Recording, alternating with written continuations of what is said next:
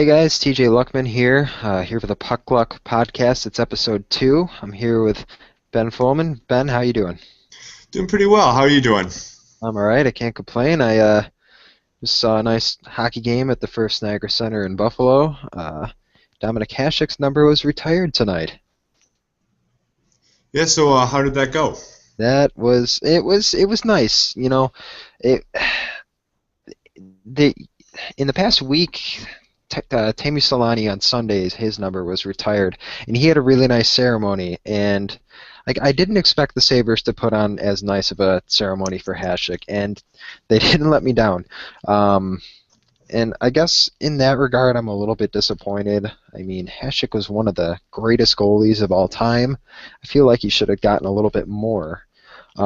Just I don't know how to explain it. Like there really weren't any former team members like Solani had, or even Mike Modano had last year.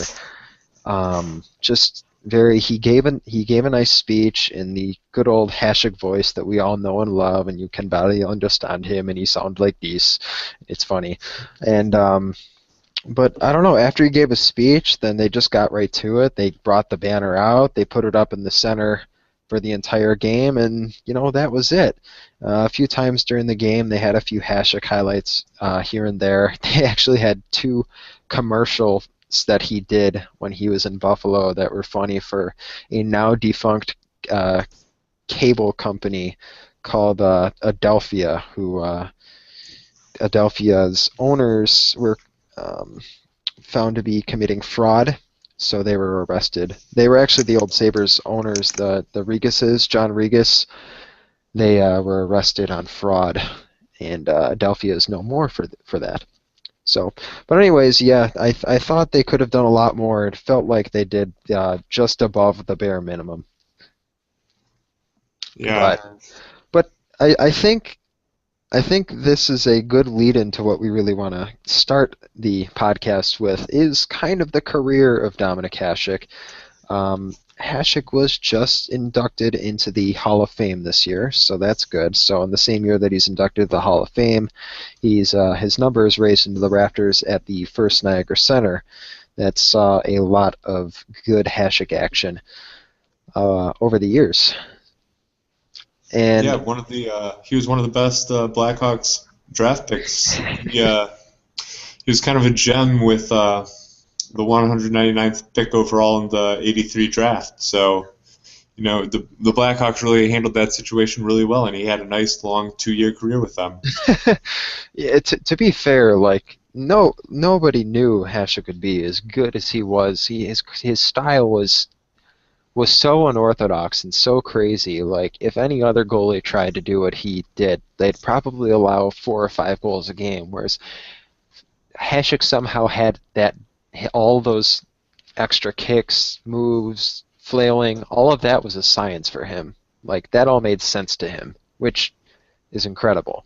Um, and unfortunately, around 2000, 97 he started having growing issues, but 2000 he got hurt for a large portion of the year, which actually forced former Sabres goalie Marty Biron to get a lot of starts.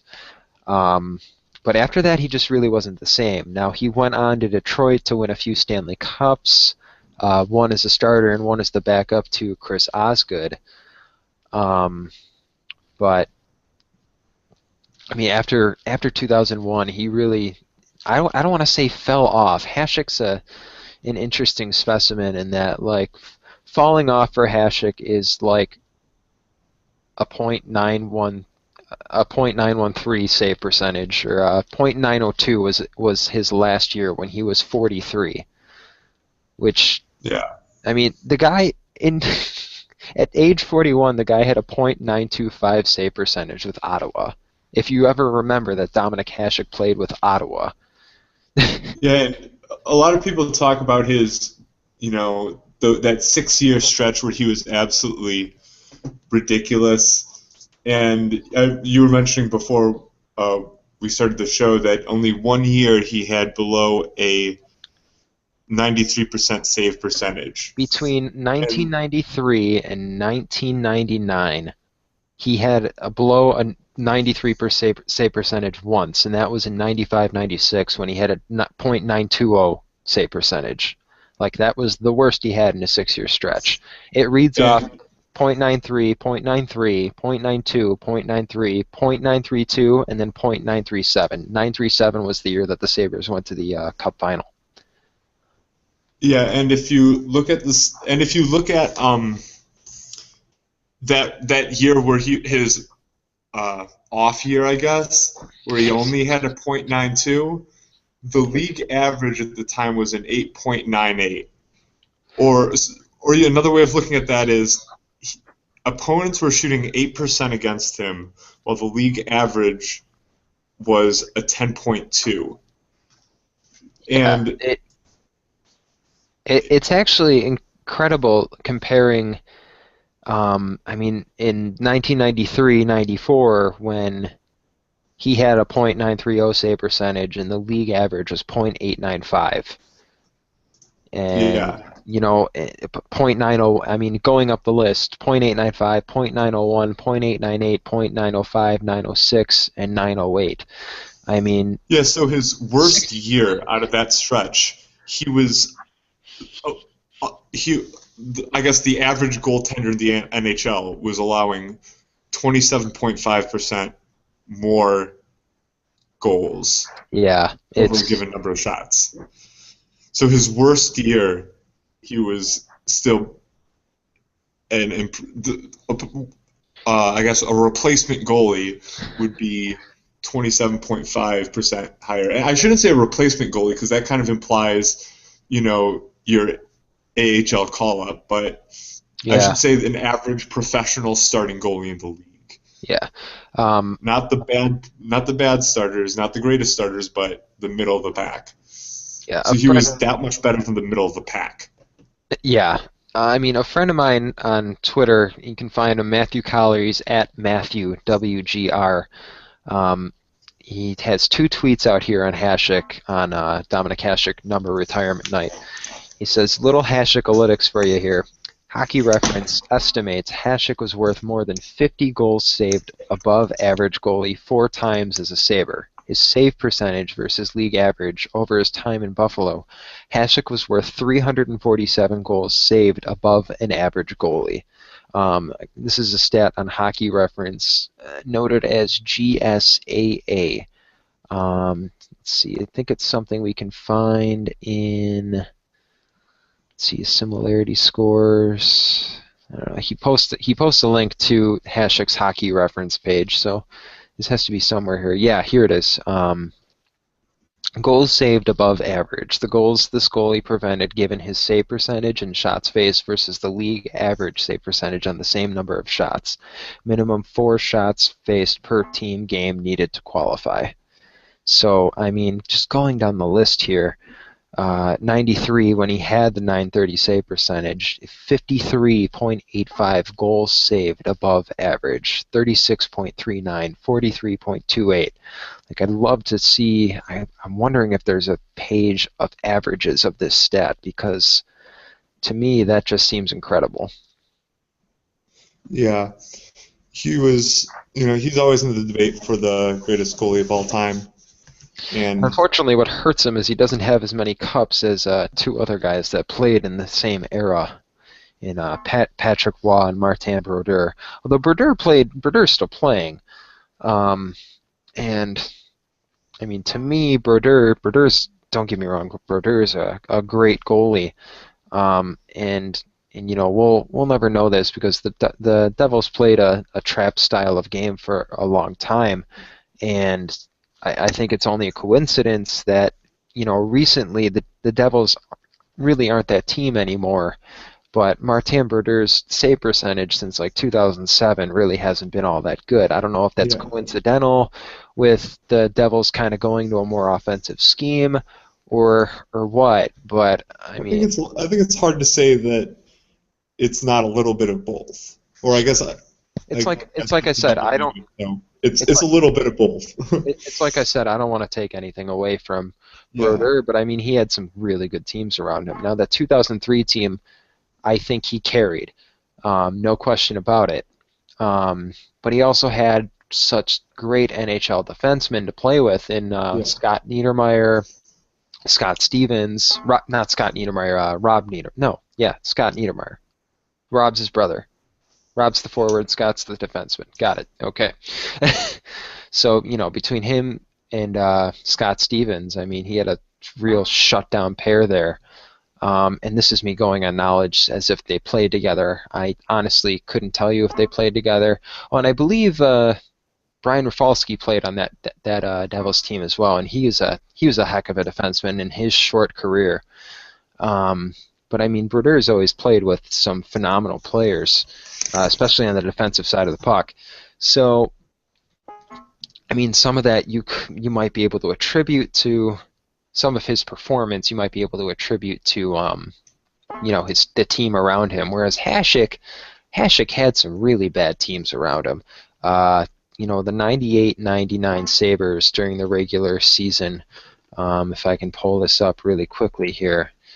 This is the year that they went to the Stanley Cup.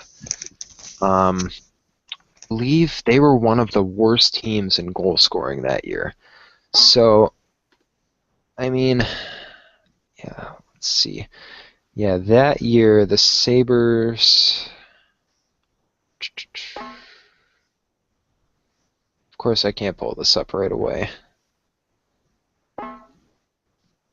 I'd have to look for the 1998-99 season standings and find those goals. But I mean, the teams that Hasek took to the playoffs and just nearly dominated the entire time, all 6 of those seasons, like it's a sham that he never won a cup in Buffalo, especially in 98-99.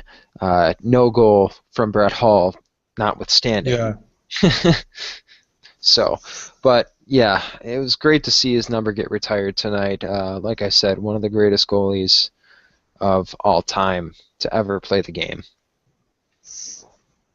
Yeah, there's not really a question. Even if you don't agree with that and you say, Patrick Waugh is the best, you at least have to acknowledge that Hasek is one of the best of all time.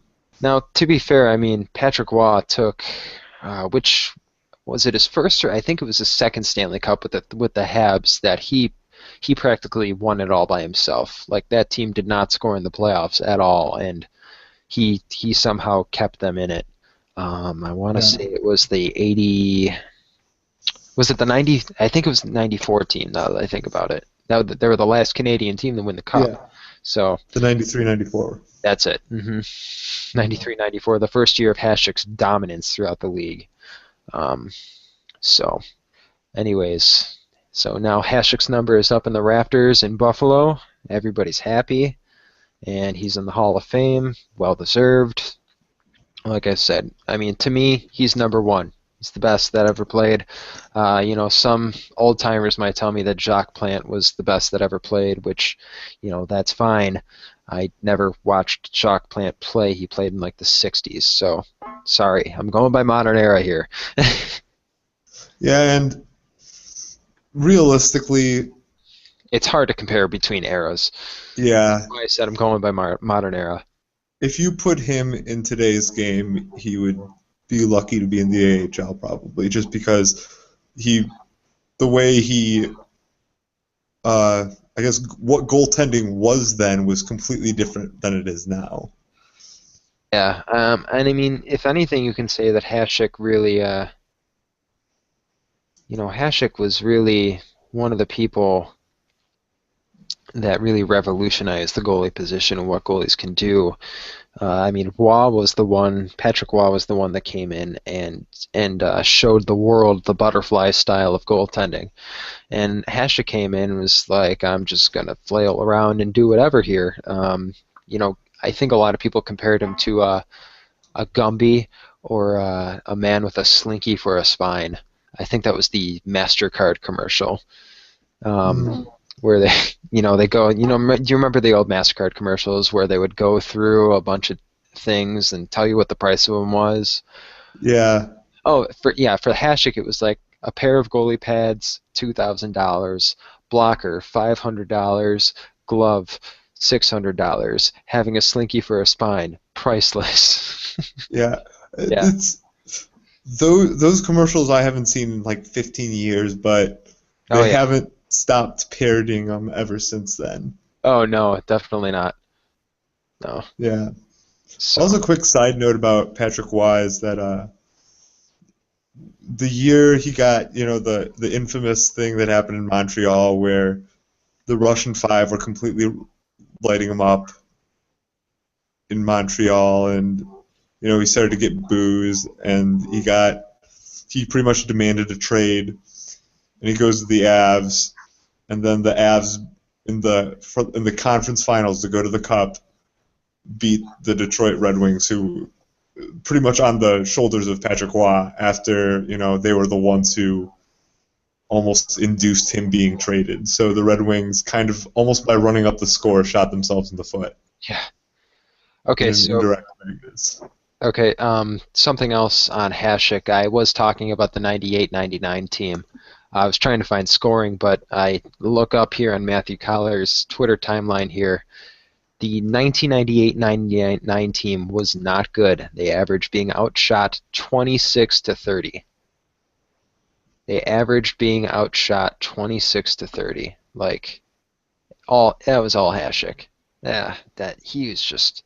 Sorry, I keep gushing about him. I feel like I'm getting away from what the purpose of this show is, and it's really just bring you just certain stats. But I mean, I guess that's a stat, but that's just considering we talk so much nowadays about shot attempts and everything. I mean, just going strictly outshot. I mean, and Hasek put up 937 save percentage. 937 after being outshot all the time. That's just nuts. Mm-hmm. Like especially when the league average in 98-99 was a .908. So I mean, he was saving above. He was saving almost twice as often as, not almost twice as often, but like. He was saving 3%. He was saving the puck 3% more of the time than any other average goalie. That's great, and I mean, it's fun. It's funny, and looking at this, I think we can now segue over. I think we wanted to talk about league averages and goal scoring compared to save percentage in the league, and it's funny looking at this page. There's a page in Hockey Reference that just gives you league averages year after year after year after year. And it's funny looking at save percentage rise through the years. Save percentage was a stat that wasn't kept until 83-84. So when they started keeping the stat, the league average was, can you take a guess what it was, Ben? I don't know if you're looking at the page right now. You could lie to me. Pretend to take a guess. I have zero idea. It was, in terms of percentage, it was 87.3 save percentage was the league average in 1983-84. Yeah, I was like, if it was 898 in 95-96, it would have had to be something ridiculously low. And yeah, the league average goalies were allowing 3.83 goals against per game. So, I mean, and 3.94 goals per game were scored by forwards. That's also counting, that's counting empty net goals without a goalie. So, but watching this rise throughout the years, I mean, 873, 875, 874, 880, I mean, it really jumps in from 1992 to 1993. It jumps from 885 to 895, and then in 94, it's the first time league average is ever above 90%. So I think that's when you really start seeing more and more goalies, and really this is after the advent of Patrick Waugh and bringing the butterfly style of goalie to the NHL. And not only that, I mean, the pads, we've seen it over the years, the pads continue to get bigger and bigger and bigger, and I think that's reflected in the save percentages here. I mean, today the league average save percentage, last year it was .914%. It was 91.4%. I really confused those two. And I mean, this year we're averaging 91.3 save percentage with 2.56 goals against average being given up. And I mean, I think, I'd like to say that a lot of it is, the equipment getting bigger. I mean, goalies aren't afraid to get out in front of any shots anymore. I mean, to be a goalie back in the early 80s, even before then, yeah, I mean, you had to be a crazy man to want to get in front of shots, especially since there's pictures floating around of these goalies not wearing helmets, or their only mask was like this little thin piece of plastic covering their face. Like, I can't imagine a goalie getting hit in the head these days without that, you know, carbon fiber mask that they wear now with the metal wire cage. Like, that's Yeah, incredible. But I think equipment is a big reason for the spike. But also, I mean, there's so many goalies now. I mean, that are trained as goalies right from the start. And goalies aren't afraid to get in front of the puck anymore. They have so much padding. Their chest protectors are humongous. I mean, they go all the way down to the arms. So I yeah. mean, That point you were making about goalies, starting from day one as goalies and training their entire lives to be goalies. One of the greatest goalies of all time, Vladislav Tretiak, didn't even play goalie until he was like 12 or 13 years old. That was yeah, the first time he played goalie. Like this, he had been playing goalie for probably less than 10 years during the Summit Series, hmm yeah, I which believe. is No, go like when you've been playing goalie for 10 years only, and you know all of Canada's turning in to watch you because you're some like phenom from Russia. hmm Like that just kind of blows me away that he didn't start playing goalie until he was in puberty, Yeah, and no, that's he's gone down in history as one of the greatest of all time. yeah, that's huge. Um, I mean, I feel like a lot of goalies don't start out as goalies because, I mean, let's be real here. Goalie equipment is expensive. It is really expensive. I remember when I played hockey when I was younger. Like, I really wanted to be a goalie, but my parents are like, I mean, you do realize that all this stuff, like, for a young kid, it costs, pads for the leg pads themselves. It costs $700, $800. The blockers like another $500. So is the glove. Then you got the cage. The helmet. You got the chest protector. You have all this stuff that's costing you damn near $3,000, $4,000. I mean, nowadays for adult stuff, I mean, leg pads are starting at $2,000. So I mean, a lot of these kids, I'm assuming, don't really start out as goalies unless they know right from the start, like they're watching a hockey game and be like, I want to be a goalie.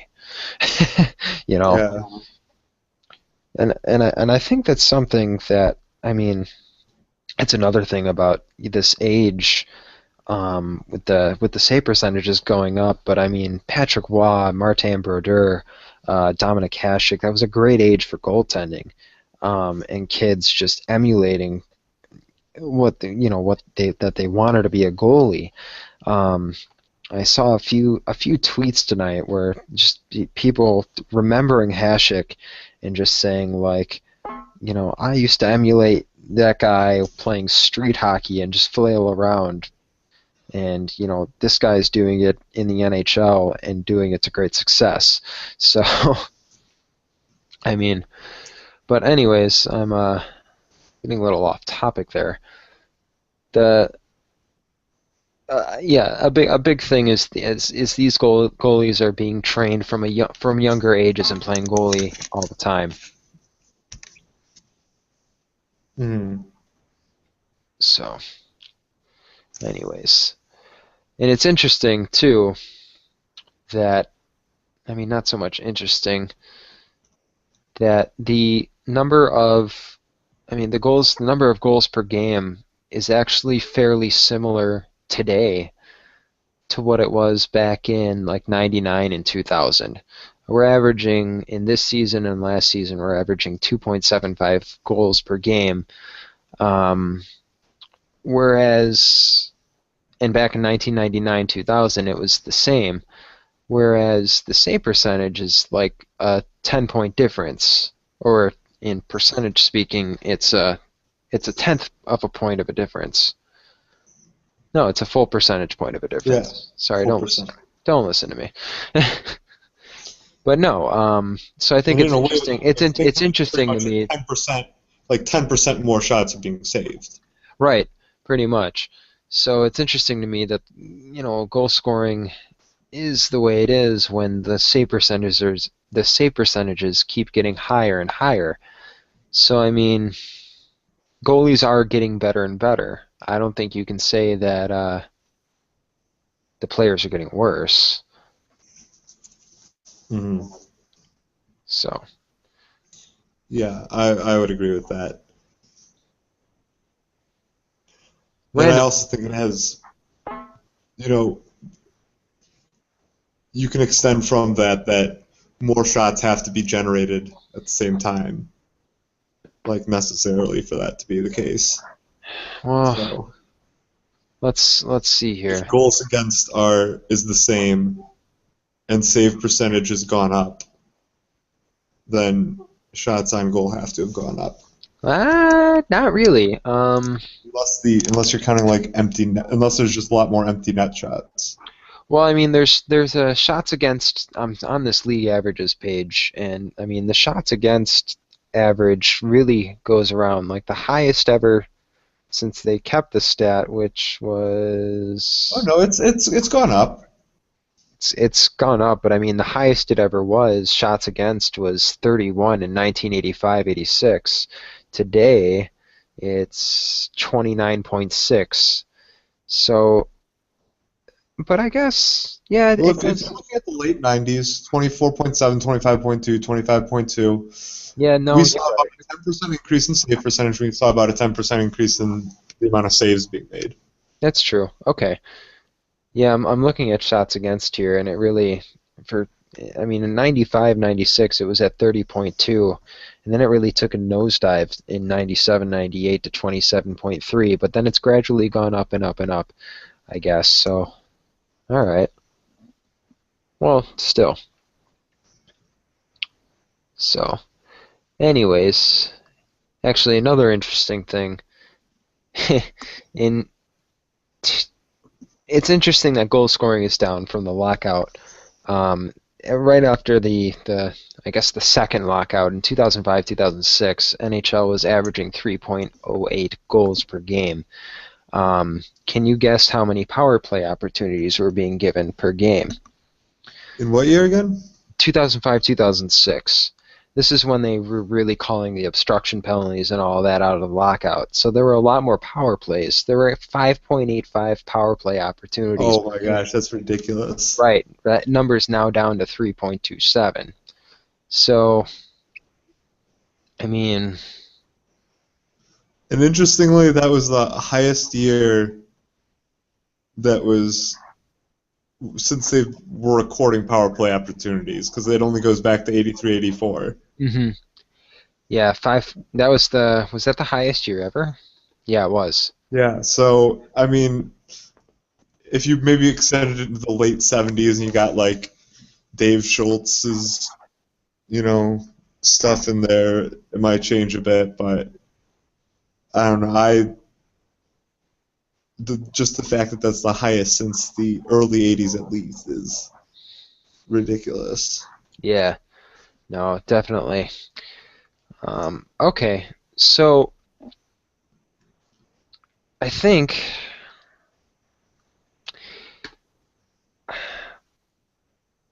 I'm gonna move on here, and I want to talk about an article that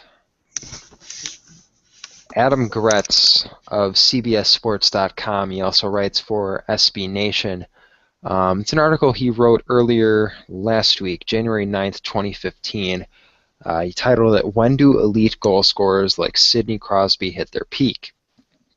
Um, and, I mean, one of the highest, a lot of the comments on that were like, why are you using Sidney Crosby, as a goal scorer? I mean, he's more of a playmaker, yada, yada, yada. But, I mean, Sidney Crosby's, I mean, he he tied Steven Stamkos one year for most goals in the league. So I mean, he's not a slouch when it comes to goal scoring. I mean, he had a 50-goal season. I mean, you can't discount that. I mean, that's elite goal scoring. Not many guys can just net 50 goals a year. And Sidney Crosby, he averages more around 30, 35 goals a year. I mean, not discounting the seasons that he's been hurt. But, I mean, whether or not you agree that Gretz should have used Sidney Crosby or not, or Steven Stamkos or Alex Ovechkin, he wrote an interesting article, that, when these goal scorers really hit their peak, when they've scored their most goals. It's interesting. He lists a number of players. There's a list here: top 10 goal scorers in their 3 best seasons. Wayne Gretzky had his best. He had his best season at 23 in terms of goal scoring when he scored 92 goals. His second best season, he was 21 when he scored 87, and then his third best was when he was 24 when he scored 82. I mean, nobody's ever going to hit those numbers again. But still, he never had a better season after that. Gordie Howe, his best season was at 24 in terms of goal scoring. Brett Hull, 26. Marcel Dion, 27. And it really fluctuates. Mark Messier was 21. His second best season was actually when he was 35. I wonder what the reason for that would be. Who was he playing with at 35? That wasn't the Canucks year, was it? Yeah, that was... No, Rangers, wasn't it? Yeah, no, he was at the Rangers. I was just making a Mark Messier Canucks joke because that's always. Oh, okay. I was gonna say. that is just always funny to me. No, he had his second best goal scoring season,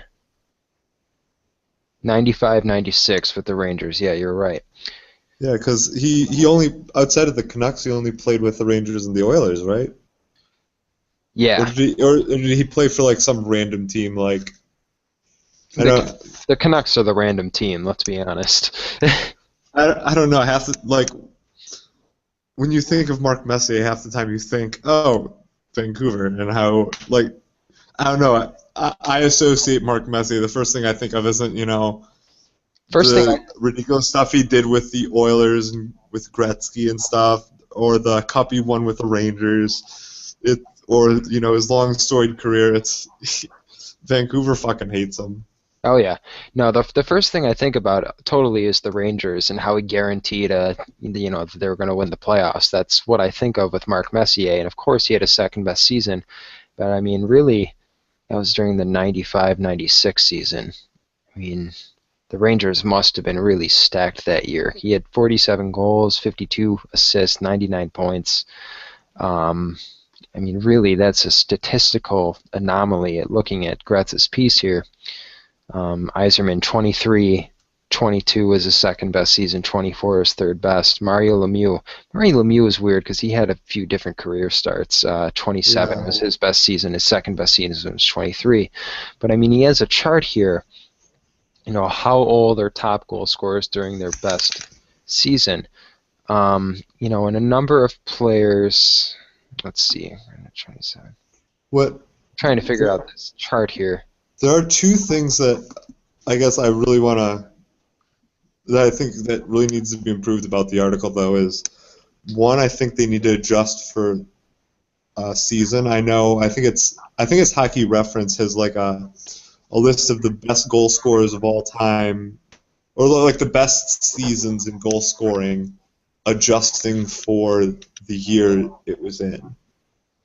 Like they weight how many goals you score based on against how many the goals average, yeah, right? Exactly. Okay. And I think that adding that, even though it wouldn't change a lot, and it over a large enough number, it wouldn't really matter. But I do think it would be interesting to add that in. Yeah, and another thing is that I believe he mentioned that too.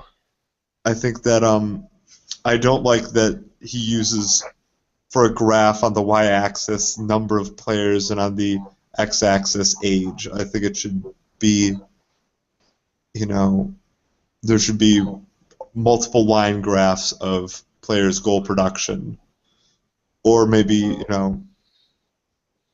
I just don't like the idea of number of players by age, Well, because I think it kind of it misrepresents the data and makes it look like there's a sharper drop off than there is, when really I mean, he's taking people kind of plateau in the 23 to 28 range, and it's not like there's this sudden fall off like the graph kind of suggests on first glance. I mean, he's taken the top 100. He's taken what he's doing, he's taking the top 100 goal scorers of all time and then just simply graphing when each of them had their best season, and representing that, obviously he wants the number of players to be the taller one, and then each time it happens during an age period. So, I mean, I guess I get where he's coming from. In terms of trying to show that. And, I don't think he's trying to show that there is a drop-off, but most players, around the age of 23 or 24 have their best season. Oh, yeah, I'm not saying that he's, like, intentionally trying to misrepresent the data. I just think that when you do, show the data in that way, it kind of, I guess to someone that doesn't see a lot of graphs, could see or doesn't pay attention to what's on each axis, could see it as, could be misled. I guess. I don't know. I guess we'll disagree with that.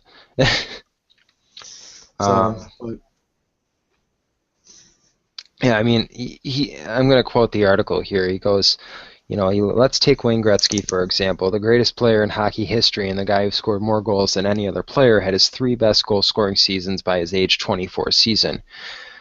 Even though he was still a 200-point player in 1986 for the 4th time in his career, which is just incredible, at the age of 25 he did so by scoring 40 fewer goals than he did just 4 years earlier. After his 26th birthday, he scored at a 40-goal pace over 82 games just 4 times over the final 12 seasons of his career.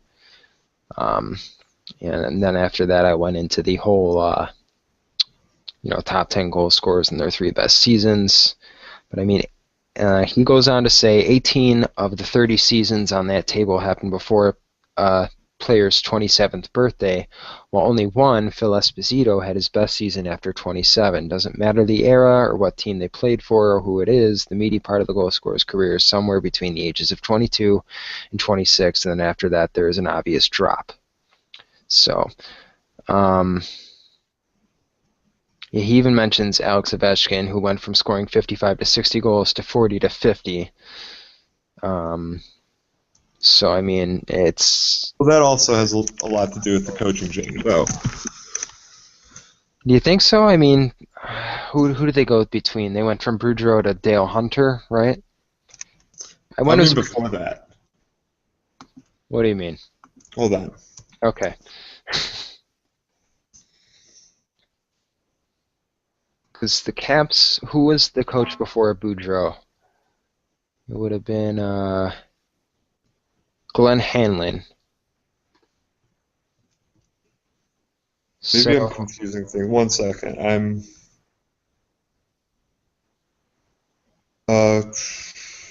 So Hanlon was the coach for 2006 and 2007, 2008. He was fired in the middle of the 2008 season. So in 2006, 2007,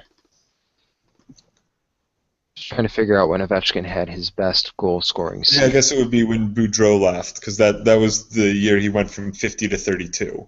Or when Boudreau left. Correct? Yeah, Boudreau was coach until 2011. Oh, never mind then. Yeah, no, that was just a Okay. drop-off by Ovechkin, because then he went on to get 38 goals the next year, then 32, and then finally 51 last season. That's why I was thinking it was before Boudreau. That's why I was probably confused. But the drop-off never mind. while Boudreau was there, so I don't know if it has anything to do with coaching change, just as much as people figuring it out.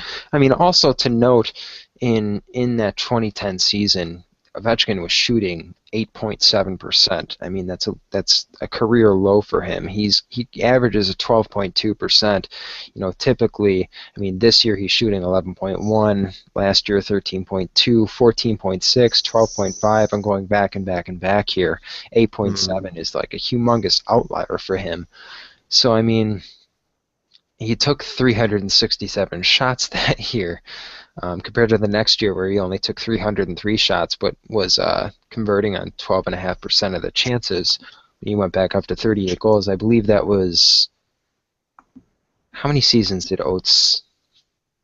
No, that was the Dale Hunter year, and then Oates came on in 2012-2013 when Ovi had 32 goals, but that was in 48 games. In 48 games, yeah. Yeah, so... And then last year... He was kind of back to his old... Last year he was back up to 50. This year he's on a little bit less of a tear there, but I mean the guy averages over a half a goal per game, 444 goals in 721 games. I mean that's nothing to scoff at with Ovi. Yeah, but I mean, I definitely don't want to say his bad years are still really good years. Yeah, I think we overcompensate what coaches actually do for. You know, a player, an elite player at least. You know, and just thinking of Ovechkin, I mean, obviously his drop-off occurred before a coaching change. Stamkos obviously didn't really come on until after they hired, was it Guy Boucher, after he had that horrible experience with Barry Melrose return to coaching. And then he ripped off 50 his second season, if I'm not mistaken. I'm not looking at it. But I don't think coaching is too big of a factor on players' goal scoring. I think coaching is a big thing if you know how a player is being used. So I don't want to take away the importance of coaching in that regard. I mean, Alain Vigneault is a coach that's typically always used his offensive players and started them and given them a lot of offensive zone starts. So, you know, so that they have better offensive numbers, whereas a coach like, say, Lindy Ruff has never really cared how he uses his best offensive players. I mean, Thomas Vanek arguably was the Sabres' most talented player for 5 or 6 seasons when he was here. And Lindy Ruff, for whatever reason, had no problem starting him 50% of the time either way. So I mean, it can depend on the coach, but I think elite players will find a way regardless of that. I mean, Dale Hunter obviously restricted Ovechkin's goal-scoring totals. There's no doubt in my mind about that. He used him a lot more defensively. I think even Ovechkin, he didn't want to admit to it, but he definitely said, you know, that was probably part of it, but coach wanted me to play a more defensive game. So it's funny how people say Ovechkin is a coach killer. That guy just sounds... I think a lot of that is Russian bias. Yeah. I don't know what it is with Phil Kessel. I don't know why people, the Toronto media, it's Toronto media. Never mind. That answered my question for. Yeah, my biggest problem with it isn't that they were, you know, being hard on Kessel, because, you know, Toronto is, you know, if you're going to play for Toronto, you should expect the media to be, you know, tearing you to shreds. Oh, sure.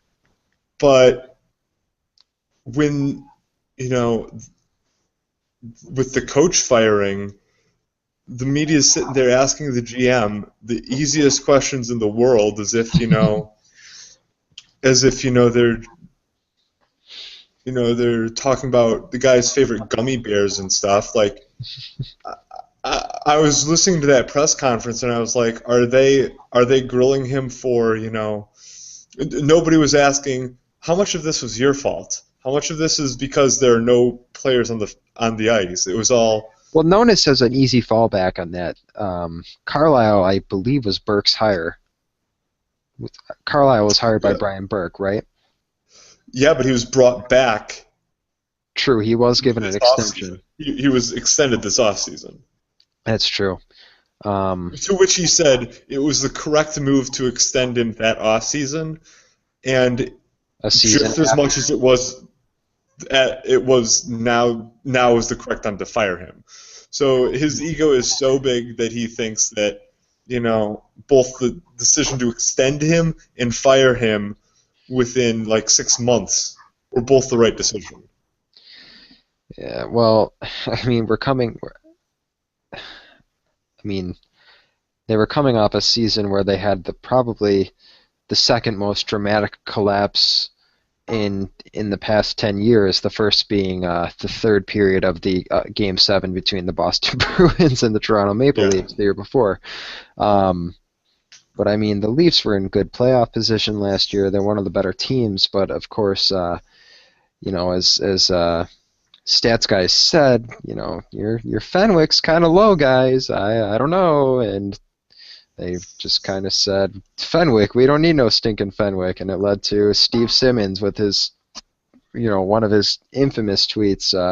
It's a good thing the Leafs don't play in the Corsi Hockey League.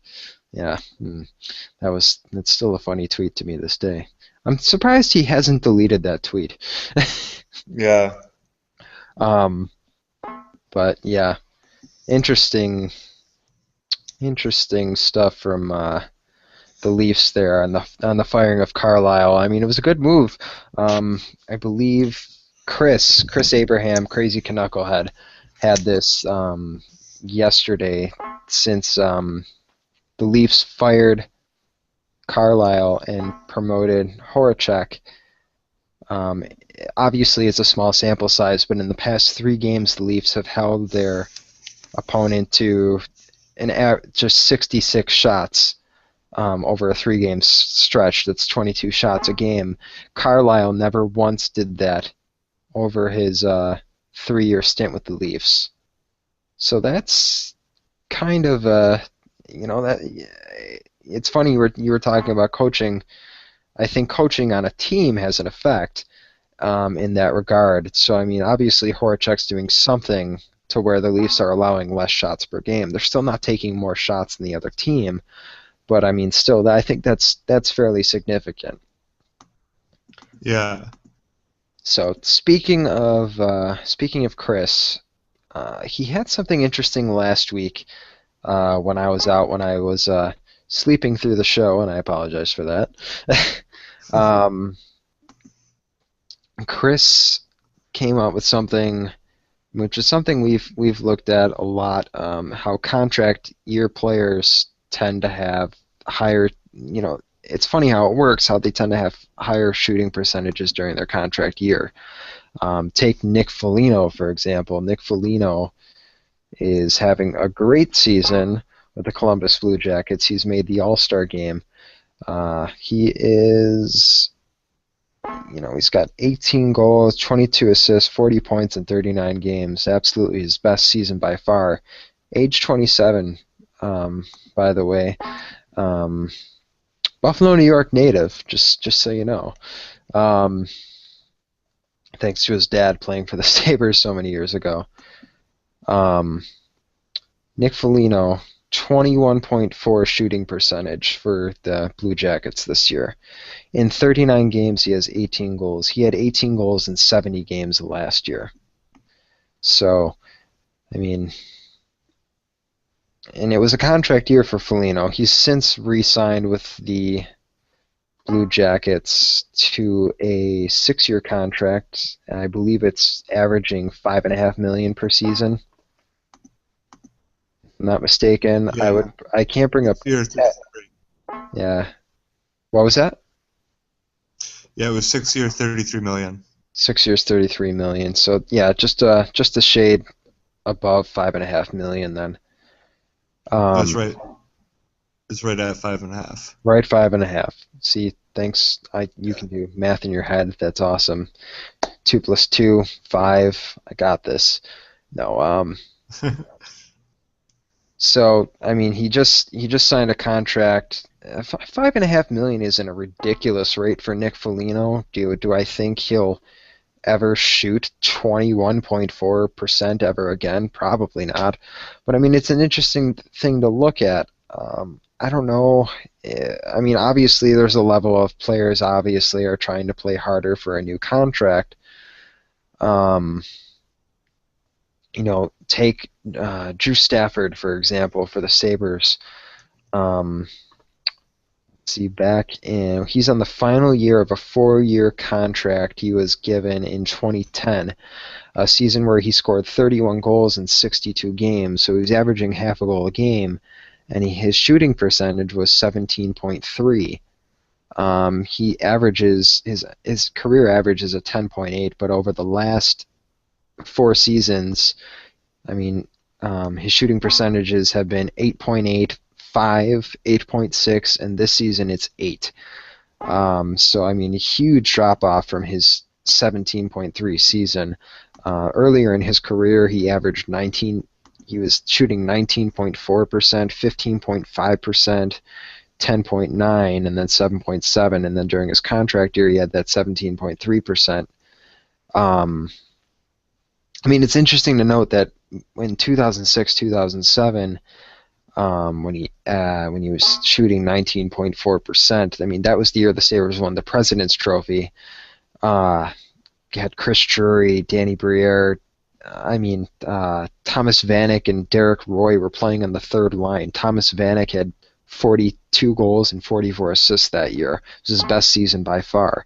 Another indication of players having their best goal-scoring seasons in their younger years. I mean, Vanek is, I think he's 30 now. So back in 2007, 2008, that's 7 years ago. That's 23. Yeah, which, to be honest, is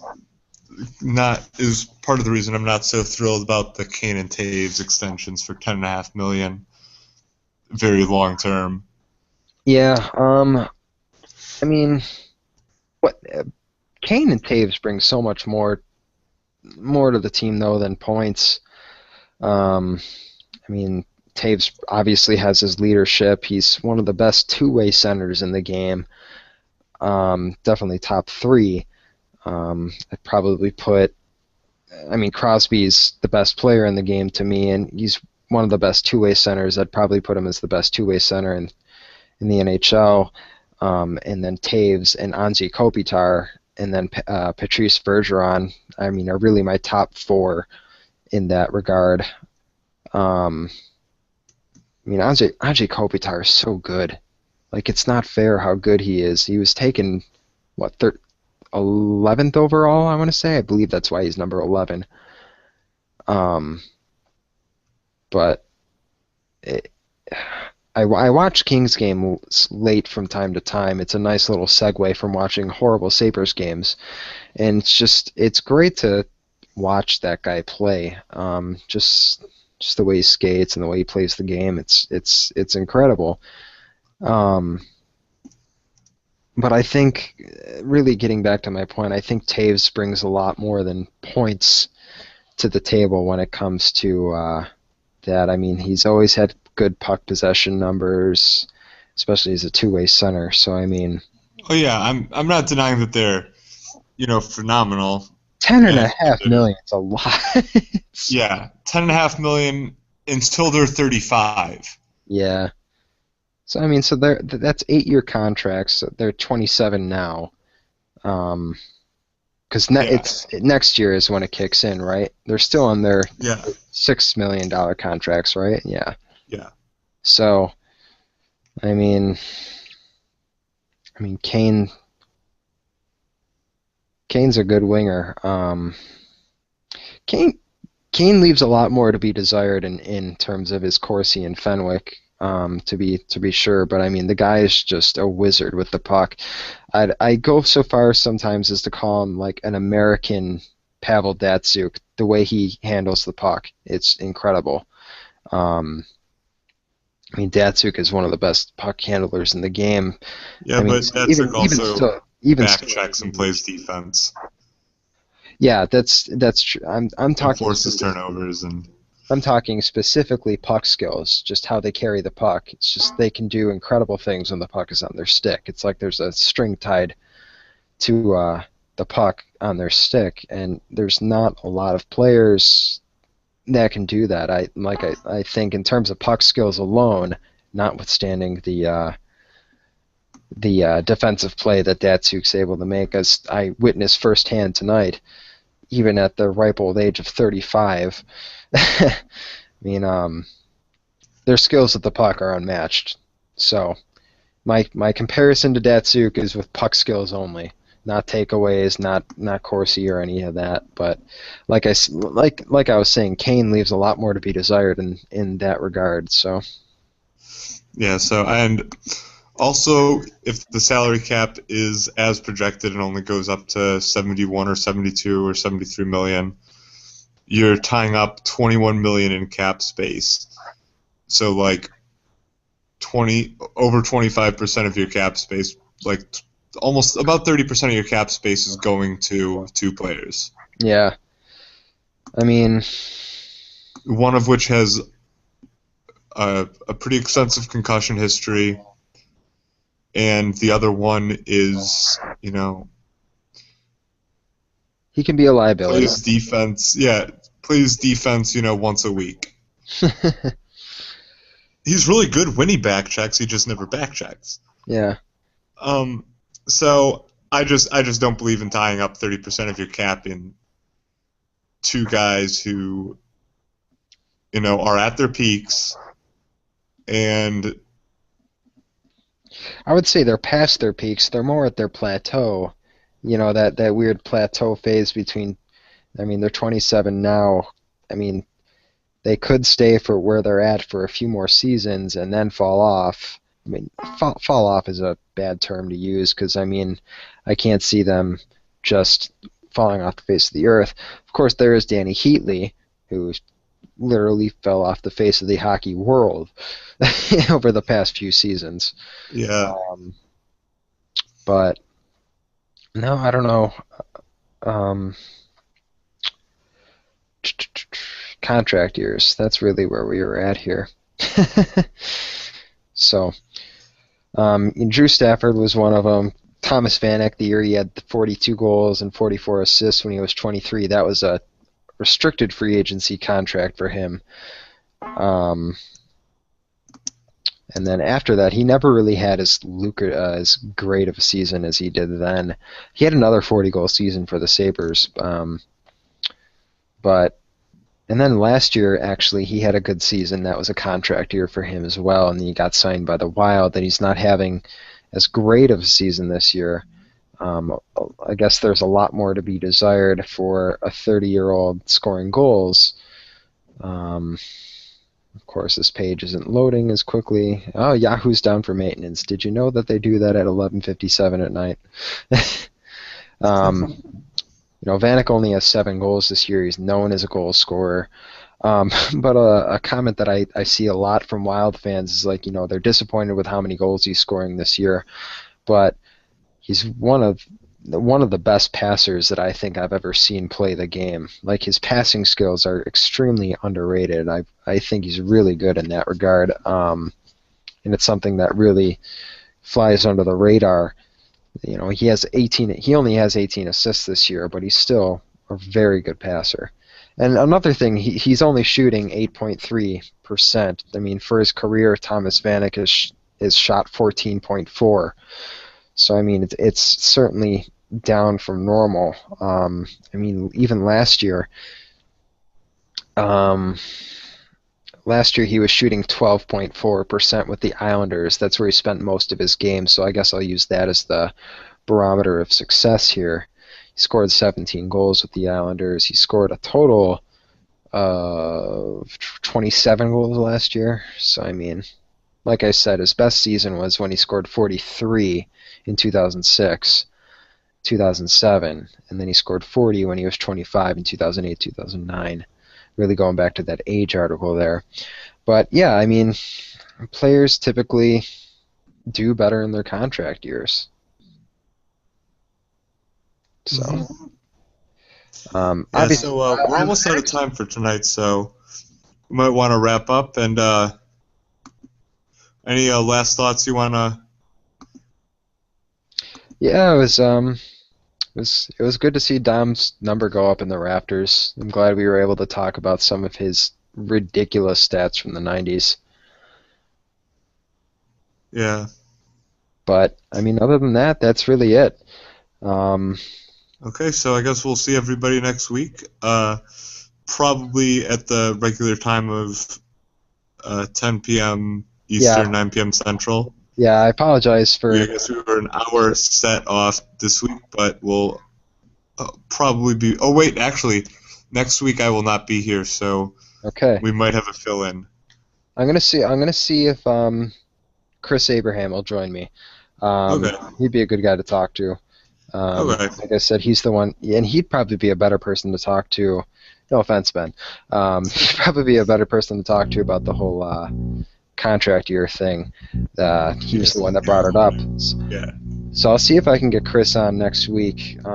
Again, at the normal time, 10 o'clock. This week was kind of an anomaly. What with I was at the game to see Hashik's number go up in the rafters. That was kind of important to me. Plus, next week is All-Star break. Mm-hmm. So there's not going to be any hockey games on. I mean, the only hockey-centric thing that's going to be on live is going to be me. So, Mm-hmm. so yeah, next week check it out, the Puck Luck podcast. I'm not getting tongue-tied saying that's Puck Luck podcast.